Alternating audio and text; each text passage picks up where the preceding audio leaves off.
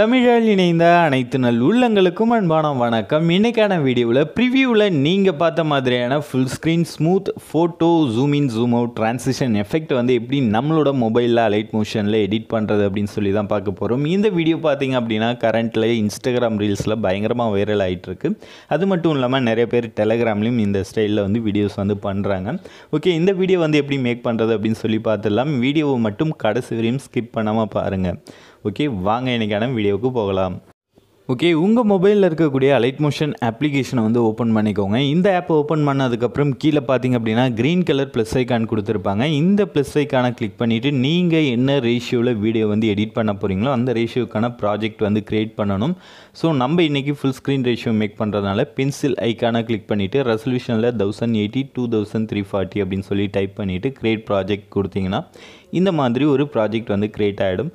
Project create பண்ணதுக்கப்புறம் plus ஐக்கானை click பண்ணிவிட்டு ஃபஸ்ட்டு ஆடியோ வந்து ஆட் பண்ணிக்கோங்க. தென் அகைன் ப்ளஸ் ஐக்கானை கிளிக் பண்ணிவிட்டு நீங்கள் யாரோட ஃபோட்டோ வச்சு இந்த மாதிரி zoom in zoom out transition வந்து மேக் பண்ண போகிறீங்களோ அவங்களோட இமேஜஸை வந்து நீங்கள் கண்டினியூஸாக ஆட் பண்ணுற மாதிரி இருக்கும். ஸோ நான் வந்து ரஷ்மிகா மேனன் அப்படின்ற அவங்களோட இமேஜஸ் தான் வந்து ஆட் பண்ண போகிறேன். ஸோ இப்போது நான் யூஸ் பண்ணக்கூடிய இமேஜஸ் எல்லாமே வந்து ஸ்க்ரீன்ஷாட் தான், வீடியோ சாங்லேருந்து நான் எடுத்து கொஞ்சம் வந்து எடிட் பண்ணேன். இந்த மாதிரி உங்களுக்கு ஹெச்டி பிக் வந்து எப்படி க்ரியேட் பண்ணுறது தெரியலனா கமெண்ட் செக்ஷனில் சொல்லுங்கள். இதுக்காக தனியாக ஒரு டுட்டோரியல் நான் வந்து மேக் பண்ணுறேன்.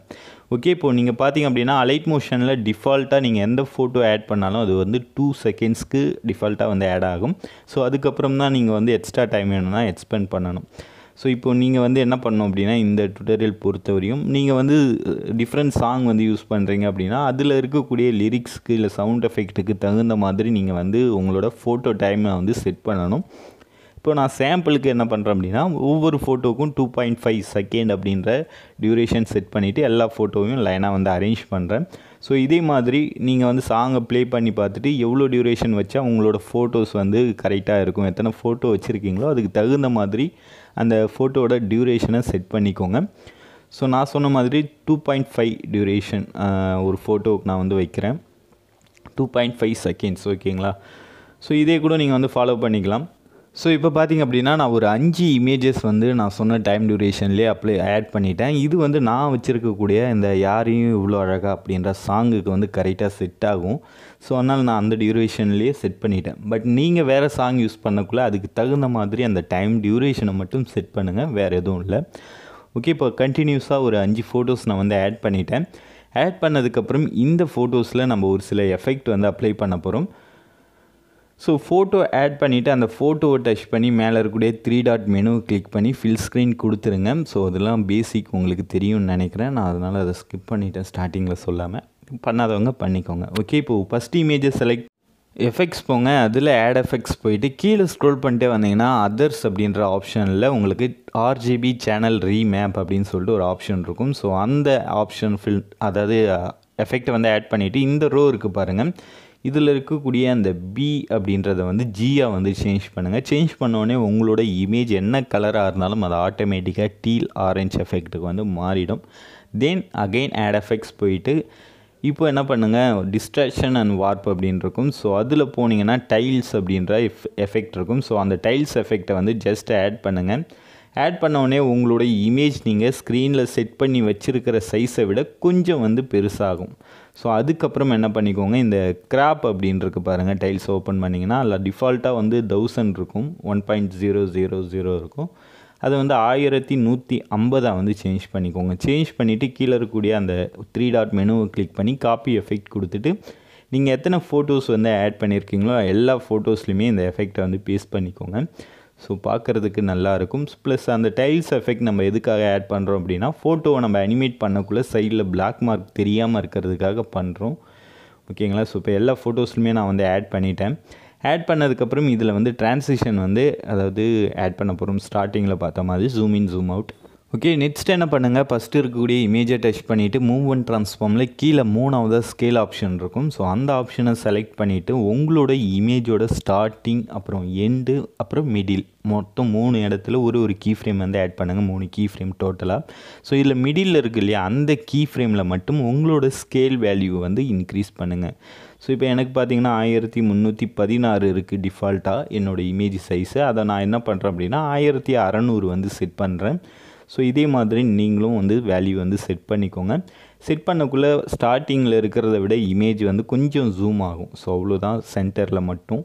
இதுக்கப்புறம் என்ன பண்ணுங்கள், உங்களோட அதே அதாவது மூவ் அண்ட் ட்ரான்ஸ்ஃபார்ம் ஆப்ஷனில் அந்த ஸ்கேல் ஆப்ஷன் இருக்கு இல்லையா, அதுலேயே டைம் லைனை வந்து ஃபஸ்ட்டு அப்புறம் செகண்ட் கீ ஃப்ரேம் இருக்குது பாருங்கள். அதாவது ஸ்டார்டிங் கீ ஃப்ரேமும் மிடில் கீ ஃப்ரேமுக்கும் நடுவில் வந்து ஸ்டாப் பண்ணிவிட்டு இந்த இடத்துல இருக்குது பாருங்கள், வேவ் கர்வ் இருக்குது பாருங்கள். ஸோ இதை வந்து டச் பண்ணுங்கள். டச் பண்ணிவிட்டு இந்த சைடில் பார்த்தீங்கன்னா 3 வந்து கொடுத்துருப்பாங்க. நான் வந்து டச் பண்ணுறேன் பாருங்கள். 3ல் 3ஆவதாக இருக்குது பாருங்கள், அந்த ஆப்ஷனை வந்து கிளிக் பண்ணுங்கள். ஸோ டைம் லைனை நீங்கள் மூவ் பண்ணிங்கன்னா இங்கேயும் வந்து மூவ் ஆகும். இதில் 2 சர்க்கிள் மாதிரி ஒயிட் கலரில் இருக்கு இல்லையா, இதுதான் அந்த கீ ஃப்ரேமுக்கான சிம்பிள். நடுவில் இருக்கிறது தான் டைம் லைன். ஓகேங்களா. இப்போது என்ன பண்ணுங்கள், இந்த கீழே 3ஆவதாக இருக்குது பாருங்கள் இந்த இதில். ஸோ நான் டச் பண்ணுற பாருங்கள். அதை டச் பண்ணிங்கன்னா உங்களோட கர்வ் இந்த மாதிரி சேஞ்ச் ஆகிடும். ஸோ சேஞ்ச் ஆனதுக்கப்புறம் மேலே இருக்கக்கூடிய அந்த ஒயிட் கலர் சர்க்கிளை இந்த மாதிரி அட்ஜஸ்ட் பண்ணிக்கோங்க. ஸோ அடுத்தது 2 and 3க்கு நடுவில் டைம் லைனை ஸ்டாப் பண்ணிவிட்டு அதே 3ஆவது வேவ் ஃபார்மை டச் பண்ணிவிட்டு அந்த கர்வை இந்த மாதிரி கீழே வந்து டவுன் பண்ணி விட்டுருங்க. டவுன் பண்ணி விட்டுட்டு அடுத்த இமேஜ், ஸோ 2வது இமேஜ் இருக்கும்ல, அதை டச் பண்ணிவிட்டு மூவ் அண்ட் ட்ரான்ஸ்ஃபார்ம் ஆப்ஷன் வாங்க. மூவ் அண்ட் ட்ரான்ஸ்ஃபார்ம் ஆப்ஷனில் ஸ்கேல் ஆப்ஷன் போயிட்டு சேம் இமேஜோட ஸ்டார்டிங் மிடில் எண்டு, ஸோ எல்லாத்துலேயுமே இதே மெத்தட் தான். 3 கீ ஃப்ரேம் நீங்கள் வந்து ஆட் பண்ணணும். ஸோ 3 கீ ஃப்ரேம் ஆட் பண்ணிவிட்டு இதில் வந்து ஆப்போசிட்டாக பண்ணணும். ஃபஸ்ட்டு இமேஜில் பார்த்தீங்கன்னா மிடில் இருக்கக்கூடிய கீ ஃப்ரேமில் மட்டும்தான் வேல்யூ வந்து சேஞ்ச் பண்ணுவீங்க. செகண்ட் இமேஜில் எப்படின்னா மிடில் இருக்கிறது அப்படியே தான் இருக்கும். 1 and 3 இருக்கு இல்லையா, இதில் தான் வந்து வேல்யூ வந்து சேஞ்ச் பண்ணும். ஸோ நான் ஃபஸ்ட்டில் வந்து 1600, 3ஆவது கீ ஃப்ரேமில் 1600 வந்து செட் பண்ணுறேன். மிடில் நான் கை வைக்கவே இல்லை, ஆனால் கீ ஃப்ரேம் மட்டும் ஆட் பண்ணணும். புரிஞ்சிருக்கும்னு நினைக்கிறேன். ஓகேவா. ஸோ இது மாதிரி வேல்யூ சேஞ்ச் பண்ணதுக்கப்புறம் டைம் லைனாக அகெயின்ஸ்ட் ஒவ்வொரு 2 கீ ஃப்ரேமுக்கு நடுவில் ஸ்டாப் பண்ணிவிட்டு இந்த மாதிரி வேவை வந்து சேஞ்ச் பண்ணி வச்சுருங்க. ஓகே, இந்த மாதிரி கர்வ் வந்து செட் பண்ணிக்கோங்க. நான் சைடில் வந்து கர்வுக்கான நம்பர் அண்ட் இமேஜ் வந்து கொடுக்குறேன். அதை பார்த்து நீங்கள் வந்து செட் பண்ணிவிட்டு ப்ளே பண்ணி பார்த்தீங்கன்னா ஒரே யூனிஃபார்மாக ஃபஸ்ட்டு இமேஜ் வந்து வெளிலேருந்து உள்ளே வர்ற மாதிரி இருக்கும். அகெயின் அதே சேம் டைமில் அடுத்த இமேஜும் உங்களுக்கு உள்ளேருந்து வெளில வர மாதிரி கண்டினியூஷன் இருக்கும். ஸோ இதுக்கு தான் ஃபஸ்ட்டு வந்து மிடில் கீ ஃப்ரேம்லேயும் செகண்ட் இமேஜுக்கு ஃபஸ்ட் அண்ட் தேர்ட்லேயும் வந்து வேல்யூஸ் வந்து சேஞ்ச் பண்ண சொன்னேன். இதையே தான் நீங்கள் வந்து இருக்கக்கூடிய எல்லா இமேஜஸ்க்கும் கண்டினியூ பண்ணணும். ஸோ இப்போ நான் 3ஆவது இமேஜுக்கு என்ன பண்ணுறேன் பாருங்கள். ஸோ மிடில் இப்போது இதுக்கு வந்து சேஞ்ச் பண்ணணும். இப்போது ஈவன் நம்பர் ஆட் நம்பர்லாம் சொல்லுவாங்க இல்லையா, அந்த மாதிரி நீங்கள் வந்து ஞாபகம் வச்சுக்கோங்க. இப்போது ஈவன் நம்பரில் இருக்கக்கூடிய இமேஜஸ் எல்லாத்துக்குமே சென்டர்லேயும், ஆடில் இருக்கக்கூடிய இமேஜஸ்க்கு எல்லாமே 1 and 3லேயும் வேல்யூஸ் வந்து சேஞ்ச் பண்ணுங்கள். எல்லாத்துக்குமே இந்த கர்வ் வந்து செட் பண்ணணும். அப்போ தான் ஸ்மூத்தாக இருக்கும். இல்லைனா உங்களுக்கு வந்து ஒரே மாதிரி ஃப்ளோவாக போயிட்டுருக்கும், நல்லா இருக்காது அது. ஸோ அவ்வளோதான், நம்ம அனிமேஷன்ஸ் அதாவது ட்ரான்சிஷன் எஃபெக்ட் எல்லாமே முடிச்சிட்டோம். இப்போ நம்ம ப்ளே பண்ணோம் அப்படின்னா நான் ஸ்டார்டிங்கில் ப்ரிவியூவில் காமிச்ச மாதிரியே உங்களுக்கு வந்து அவுட்புட் வந்து கிடைக்கும். இதில் அடிஷ்னலாக நம்ம என்ன பண்ண போகிறோம் அப்படின்னு பார்த்தீங்கன்னா ஒரு பிளாக் ஸ்க்ரீன் வீடியோ வந்து ஆட் பண்ண போகிறோம்.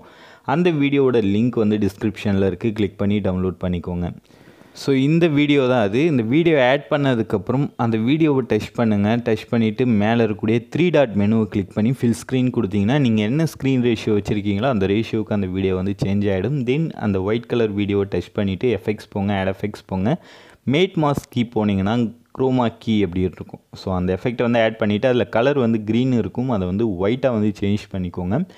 சேஞ்ச் பண்ணிவிட்டு ஒரு வேளை உங்களுக்கு அந்த வீடியோவில் ஒயிட் கலர் செட் பண்ணதுக்கப்புறம் இன்னும் ஸ்க்ரீனில் ஒயிட் கலர் இருக்குது அப்படின்னா இங்கே த்ரெஷ்ஹோல்டு அப்படின்னு சொல்லியிருக்கு பாருங்கள், 1000 இருக்குது பாருங்கள், 0.1000. ஸோ அதில் வந்து வேல்யூஸ் நீங்கள் சேஞ்ச் பண்ணிங்கன்னா உங்களுக்கு வந்து அது ஒயிட் கலர் எல்லாமே கிளியராக போயிடும். எனக்கு வந்து ஜஸ்ட்டு நான் கலர் சேஞ்ச் பண்ணோடனே ஒயிட் கலர் எல்லாமே போயிடுச்சு. இப்போது நெக்ஸ்ட் என்ன பண்ணோம் அப்படின்னு பார்த்தீங்கன்னா அந்த வீடியோவை டச் பண்ணிவிட்டு அந்த வீடியோவுக்கு பிளெண்டிங் எஃபெக்ட் வந்து ஆட் பண்ண போகிறோம். ஜஸ்ட் வீடியோவை டச் பண்ணுங்கள். டச் பண்ணிவிட்டு இங்கே இருக்கக்கூடிய அந்த பிளெண்டிங் ஆப்ஷன் போங்க. இருக்கு பாருங்கள், இதில் லைட் அண்ட் போனீங்க அப்படின்னா அதில் கலர் டாட்ச் அப்படின்னு சொல்லி ஒரு இது இருக்கும் பிளெண்டிங் ஆப்ஷன். ஸோ அது கொடுத்துட்டு ப்ளே பண்ணி பார்த்தீங்க அப்படின்னா உங்களோட வீடியோவில் இந்த மாதிரி ஃப்ளாஷ் ஆகிறது, இங்க் ஃப்ளாஷ் வந்து ஒரு மாதிரி க்ளோ ஆகிட்டே போயிட்டுருக்கும். ஸோ பார்க்குறதுக்கு செம்மையாக இருக்கும். அவ்வளோதான், வீடியோ வந்து முடிஞ்சிருச்சு. இப்போ இந்த வீடியோவை நீங்கள் மேலே இருக்கக்கூடிய எக்ஸ்போர்ட் ஆப்ஷன் கொடுத்து உங்களோட கேலரியில் சேவ் பண்ணிக்கலாம். ஸோ எல்லாருமே ட்ரை பண்ணுங்கள். ட்ரை பண்ணி பார்த்துட்டு இந்த வீடியோ உங்களுக்கு எந்த அளவுக்கு யூஸ்ஃபுல்லாக இருந்துச்சு அப்படின்றத மறக்காமல் கமெண்டில் சொல்லுங்கள். சீக்கிரமே சூப்பரான வீடியோவில் நான் உங்களை சந்திக்கிறேன்.